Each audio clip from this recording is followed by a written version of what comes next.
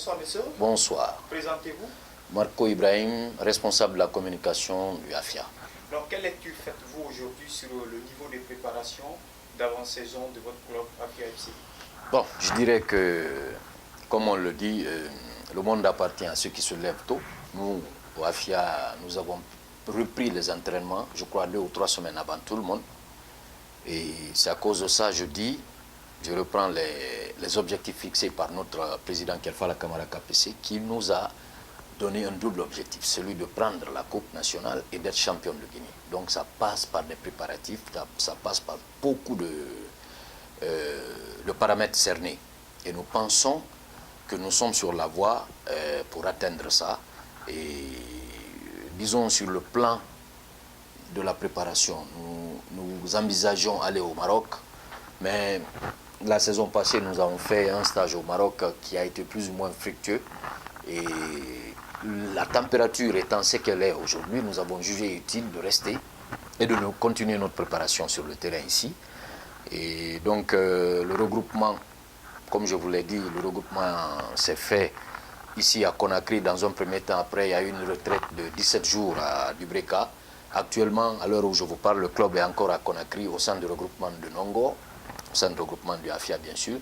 Et tous les jours, matin et soir, le club, disons, l'équipe s'entraîne et le coach Mandjou Diallo, qui n'a ménagé aucun effort, je crois, a eu tout ce qu'il voulait parce que le système de recrutement chez nous est tel que c'est l'entraîneur qui exprime un besoin.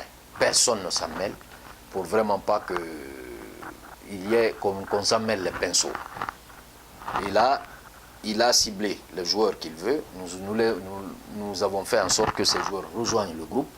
Et c'est ce qui est arrivé. Donc, au moment où je vous parle, à 100%, je peux vous assurer que le AFIA est prêt pour la nouvelle saison. Et surtout que on va aller vers la Ligue professionnelle cette saison. Alors, un mot sur votre première rencontre contre le CIK. On se souvient, la saison passée, le score qui a été, le score de séparation entre vous et le club industriel de Kamsa. Un mot cette fois. Bon, les matchs se suivent mais ne se ressemblent pas, ce ne sont pas les mêmes effectifs et pas les mêmes objectifs, pas les mêmes moyens.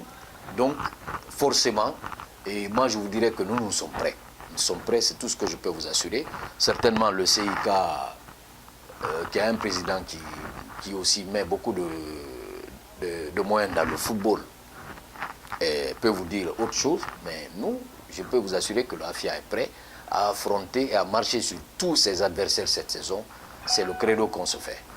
Alors, 2 objectifs à atteindre au cours de cette saison. Est-ce que vous pensez que, même si vous n'êtes pas technicien du terrain, mais vous êtes le responsable de la communication du club, est-ce que vous pensez que cela est bel et bien possible? Oui, c'est bien possible. Je vous l'ai dit, nous, au AFIA, les rôles, personne ne va au-delà du rôle qui lui est assigné, du rôle qui lui est confié. Donc, sur ce plan, nous avons l'avantage de la fluidité, non seulement sur le plan de la gestion des hommes, mais surtout sur, si vous voulez, tout ce qui a trait à la vie extrasportive de nos footballeurs, parce que c'est très important, vous le savez. Mais l'autre variante, ou si vous voulez, l'autre paramètre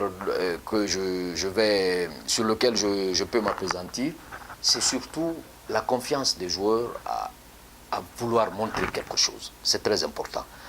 Le AFIA, aujourd'hui, est, si vous voulez, à 97% guinéen. Nous n'avons que 3 étrangers, pour des raisons évidentes. Donc, nous avons l'effectif qu'il faut pour remplir ce double objectif et cette double mission, qui est celle de décrocher à la fois le championnat et de soulever la Coupe nationale dans sa version professionnelle. Le président rêve trop. Est-ce qu'il a mis un fonds qu'il vous faut? Non, il ne rêve pas trop. C'est légitime, son rêve est légitime. Et nous, nous ne rêvons pas et nous pensons que l'AFIA a bien les moyens de le faire. Et je vous dis, aujourd'hui, vous pensez que les autres sont dotés, notamment le AFIA, l'AS Kaloum et l'Oréa. Les gens le disent, n'est-ce pas? Mais nous, en responsable sportif, nous savons tous les paramètres qu'il y a, tout ce qu'il y a autour de certaines victoires ici. n'est-ce pas? Vous avez dû assister à beaucoup de matchs. Ici, je dirais, je regarde les gens dans les yeux, je dis, il y a eu beaucoup de matchs truqués, il y a eu des victoires qui ne valaient pas la peine. Aujourd'hui, nous pensons que cela ne va plus arriver parce que personnellement, au niveau du AFIA, nous avons pris toutes les dispositions. Des dispositions qui feront que les arbitres, même s'ils se braquent contre nous, parce que ça risque d'arriver, je le dis, je le prédis déjà, il y a un supporter du AFIA, la dernière fois, qui a fauché, bon, je dirais un supporter comme ça, qui a pensé que l'arbitre qui a arbitré le match AFIA-Orea n'a pas bien sifflé. Alors, ça l'a énervé et il est allé sur le terrain, il a fauché l'arbitre, ce qui lui a valu l'exclusion au sein de nos supporters. Ça, c'est un fait. Monsieur le responsable de la communication, vous avez touché un point, la Ligue professionnelle en Guinée.